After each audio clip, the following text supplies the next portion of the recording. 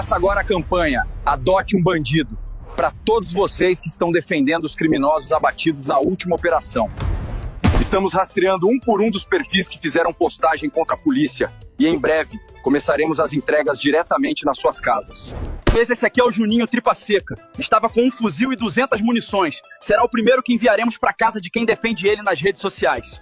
Esse aqui fez uma moradora refém e ficou super feliz quando eu disse que ele vai morar aí na sua casa e vai dormir coladinho com você na cama.